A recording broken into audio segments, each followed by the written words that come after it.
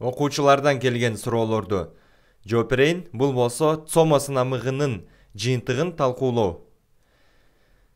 Так, бул жакта келген суроодо саламатсызбы? Кутман күн дейт, мен Каникей Жалал-Абадтан болом. Цомонун пробный тестин тапшырып 158 балл алдым.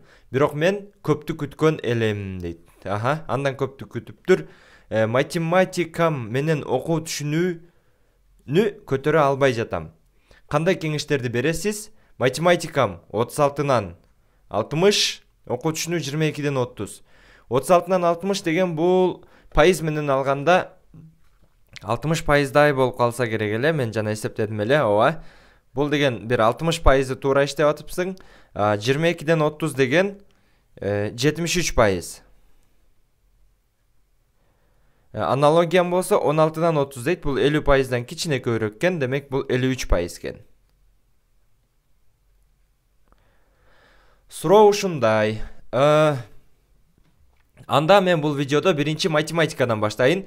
Бирок жалпылап караганда, ооба, потенциал жакшы экен. Анткени биякта мен грамматикасын көрбөдүм. Балким грамматикасы жакшы чыгар. Эсептеп туруп кемитип чыгыш керек. Эмне болсо дагы математика жарымынан көп иштей алат. Демек, көпчүлүк темаларды билет, балким билерсиң деп ойлойм. Окуу түшүнүү боюнча 22-ден 30. Бул дагы негизи жаман эмес, бирок көпчүлүк окуучулардын мындай такалып калган чектиндей сезилет да менимчечи. Ошол бир 20-нын айланасында, бирок 25-ке чыгыш абдан кыйындай сезилет көпчүлүгүндөчү. 25-тен 30-га дагы кыйындай берет. Бирок 10-15-тен 20-га чейин, 25-ке чейин балким бир аз жеңилирээк болушу мүмкүн. Демек, ар бир кадам сайын толук иштегенге жакындаган сайын балды көтөрүү кыйындап бара берет. Бул видеодо мен математика боюнча стратегияларды айтып берейин. Баса ChatGPT'ден дагы сурадым. Ошонун жыйынтыктары менен өзүм дагы ойлогон ойлорду экөө бириктирдим. Негизи ChatGPT'ники бүт туура экен. ChatGPT эмне экенин Google'га жазып, YouTube'га жазып үйрөнсөңөр болот. Ал деген ChatGPT деп мынтип жазылат. ChatGPT деп. Бирок англисче же орусча колдонсоңор болот азырынча. Негизи математика боюнча стратегиялардын биринчиси бул эмне? Алсыз тараптарыңды аныкташ керексиң. Буга чейинки сынактарыңда ката иштеген суроолордун түрүн аныкташ керек. Балким сен белгилүү бир түр суроолордон көп ката кетип атасың. Балким ар түрдүү эле ар жерден эле ката кетип атасың. Аны аныкташ керек. Андан кийин жалпы темаларды кайталоо зарыл. Негизги математикалык түшүнүктөрдү бышыктап чыгып, китептер, онлайн ресурстардан же мугалимдерден сөзсүз сураш керек. Дептериңдин, сенде бир дептериңдин жакшы катуу барагында же сырткы бетинде, мукабасында бир жеринде формулаларды жазган жерлериң болуш керек. Конспектиңде же башка жерде негизги формулалар, негизги темалар сенде бар болуш керек. Анан үзгүлтүксүз практика кылып туруу абдан маанилүү. Анткени туруктуу практика бул ар түрдүү математикалык суроолорду иштеп, тестте кездешүүчү суроолордун түрү менен таанышууга жардам берет да. Сен негизи теманы билишиң мүмкүн. Ошол тема боюнча балким убакытты ала турчу узун суроолорду иштеп көнүп калгандырсың да, же жеңилдерин иштеп көнүп калгандырсың. Бирок чыныгы жырытыда кездешүүчү бир тип бар, суроолордун түрү бар. Болжолдуу түрдө мындай берет. Анткени сенде бир суроого 1 мүнөт, эгер колонкада келсе, маселеде келсе 2 мүнөт убактың бар. Демек, суроолор окуучудан көп убакытты албай турган, бирок ошол эле учурда теманы жакшы биле алгандыгын текшерүү иретинде түзүлөт. Демек, суроолордун өзүнүн бир логикасы бар. Мектептин китебиндеги тапшырмалардын суроонун логикасы башкача, жырыты китептериндеги суроолордун логикасы башкача. Ошол кайсы жырыты китептери, кайсы жырыты суроолору эң жакшы, чыныгы жырытынын, цомонун суроолорунун стилине окшош болгон суроолор жакшы. Ошол стилге көнүү керек. Дагы убакытка коюп сынамык иштөө бул парз деп койсо болот да. Анткени чыныгы жырытынын атмосферасынын симуляциясын түзүш керек. Ошонун чыныгы жыртыда отургандай өзүңдү көндүрүш керексиң. Ошол абалга көп барган аракет кылыш керексиң. Анткени сынактын убакыт чектөөлөрү бар. Сынакта убакыт чектөөсү бар. Бир аз толкундануу дагы болушу мүмкүн. А бирок өзүңдү канча жолу көп иштеп, сынактын атмосферасын түзүп, мүмкүн болсо сен жашаган жерде мүмкүнчүлүк эле боло турчу болсо, сынамыктар болуп атса, сөзсүз барып катышыш керек. Бул мындай ошол окуучулардын айланасында убакытка коюп, бирөө көзөмөлдөп турган учурда иштеп, өзүңдү көндүргөн аракет кылат. Ошондуктан колдон келишинче көп сынамыкка барган аракет кылыш керек. Үйдө отурганда дагы онлайн сынамыктар, китептеги сынамыктар, башкаларды тапканда сөзсүз жөн иштесең, убакытка койбой иштесең, анда ал сынамык мындай айтканда бир аз айып болуп калат да, бир аз бош колдонулуп калган болот. Кичине коротулуп калган болот. Колдон келишинче сөзсүз телефондон болсун, колдон келсе бир таймер таап туруп, убакытты коюп туруп, анан иштеш керек. Убакытка коюп иштеп, өзүңдүн алсыздыктарыңды аныктоо деген дагы бир биздин видеолор бар да, бир кыска айтып коеюн. Балким сага убакыт жетишпейт, суроолорду иштей аласың. Демек сен суроону бат иштегенге үйрөнүшүң керек көпүрөөк. Балким сага убакыт болсо дагы темаларды билбейсиң.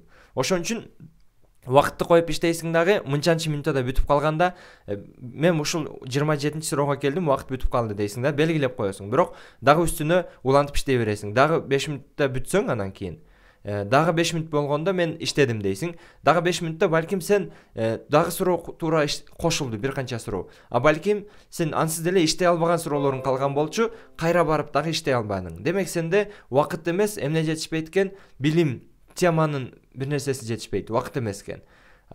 Бирок кошумча убакыт болсо, дагы туура суроолоруң саны кошулса, анда сага убакыт жетишпейт. Балким экөө тең жетишпейт. Балким экөө тең жетишет. Каталар үстүндө иштеш керек, бул дагы фарз. Тамаша. Ошондой маанилүү бир нерсе экенин айткым келип атат. Бул эмне үчүн ката кеткенин түшүнүү зарыл. Кайра эле теманы билбей ката кеттимби, шашып кеттимби, балким көңүл койгонумда чыгармакмынбы, же болбосом дагы эмне болду, ошон сөзсүз аныкташ керексиңер. Ар бир катаны толук иштеп, анализдеп чыгып, ошол катаны кайталабаганы өзүңдү үйрөтүш керексиң. Азыр мен орусчасы же англисчесин уккам, бирок унутуп атам. Кыргызчага которгон аракет кылайын бир сөздү.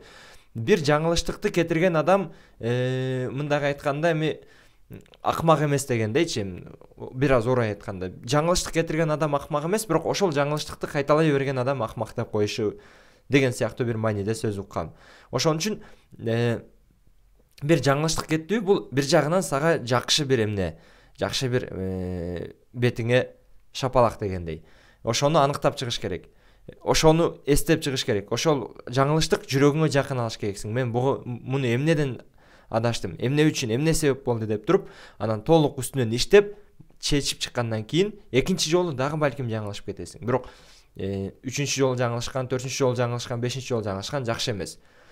Ошентип сен ар бир катаны иштесең, жөн эле туура болду, ката болду деп өтүп кетпей. Анда суроонун түрү аз эле бир жагынан алганда. Кийинки жолдору улам сенде өнүгүү болот. Практика кылып, ар бир суроонун үстүнөн катасын оңдоп, ар бирин толук түшүнүп иштеп чыкпай ганда, анда ал практика дагы бир аз бош, айып колдонуп калды, айып болду дегендей дагы түшүнүш керек. Анан жардам сурагандан эч тартынбоо зарыл. Түшүнүксүз учурларда мугалимдерден, досторуңардан, абдан маанилүү достордон дагы, же башка онлайн форумдардан суроодон тартынбаш керек. Онлайн форумдар бизде жок, бирок ЖРТ даярдык группалары балким бардыр, же силер бир курста окуп атсаңар, ал жакта ЖРТ даярдык группалары бар. Маселени талкуулоодо жаңы перспективалар же жаңы көрүнүштөр, көз караштар бизге ачылышы мүмкүн. Бир маселени талкуулап, достор менен, мугалимдер менен эмне болот? Ошол маселе биздин жакшы эсибизде калат. Бир нерсе эстеш үчүн ошого байланыштуу көп окуя болсо, жакшы эсте калат. Ошон үчүн бир маселени бирөө менен талкуулап, экинчи менен талкуулап, бирөөдөн сурап, аракет кылсаңар, ошондо силер ошол маселе менен көп убакыт короткон болосуңар. Ошондуктан ал силердин эсиңерде сакталып калуусуна ыктымалдуулугу дагы жогору болот. Кийинки видео сабактардан окуп түшүнүү боюнча дагы стратегияларды жооп берген аракет кылам. Андан кийин дагы башка негизи суроолор болсо, бизге комментарийге жазсаңар, бизге кайрылсаңар болот. Колдон келишинче деталдуу жооп бергени аракет кылабыз. Эгер силер математикада силер билбеген темалар бар болсо, анда биздин жырытты негизги тестинин курсун сатып алууну сунуштайбыз. Бул жакта силер негизги формулаларды математиканы нөлдөн баштап туруп үйрөнөсүңөр. Ыңгайлуу платформа, 24 саат бою каалаган учурда кирип видео сабакты көрөсүңөр. Астында тесттери бар, сразу чыгарылыштары бар, ошолор менен салыштырасыңар. Андан сырткары 10 сынамык бар. Жок дегенде бул курсту сатып алууда биринчи бөлүмүндө 5 сынамык, экинчи бөлүмүндө 5 сынамык. Жок дегенде ушул сынамыктар үчүн дагы сатып алганы сунуштайм. Анткени 5 сынамык колдон келишинче чыныгы жырыттын стилине, ар бир темалардын санына чейин түзүлгөн аракет кылынган. Дагы кээ бир сынамыктар SAT сынагына окшоштурулуп түзүлгөнгө аракет кылынган. Ошондуктан суроолордун стили чыныгы жырыттын стилине жакын. Ошол стилдегилерди иштеш керек. Ооба биз азырынча колдон келип 10 эле жасай алдык, 10 эле койдук. Бирок бул дагы аз эмес. Ар бир сынамыкты ошондо биздин курстун баасына бөлүп эсептегенде дагы видео сабактар, сынамыктар силерге бекер келип калат. Ошол экөө кошулуп келип калат. Андан башка бири-бириңерден китептерди сурап дагы достордон бүт китептерди, материалдарды сурап бири-бириңер менен бөлүшүп, бүт китептерди иштеп чыккандагы бул жакшы бир ой деп ойлойм. Кадам. Негизи Bilimod KG сайтына кирсеңер болот. Регистрация жана баштапкы сабактары толук бекер. Жакса толук сатып аласыңар. Регистрация деген жерден онлайн регистрациядан өтөсүңөр, жаңы логин, жаңы пароль түзүп, бардык суроолор болсо бизге кайрылсаңар болот. Эгер толук сатып алып окууну каалагандар болсо, анда биз Telegram суроо жооп группасына кошобуз. Мага личкага дагы суроо группага же башка жерге суроо жооп сурооңорду жазып, бирге даярдансак болот.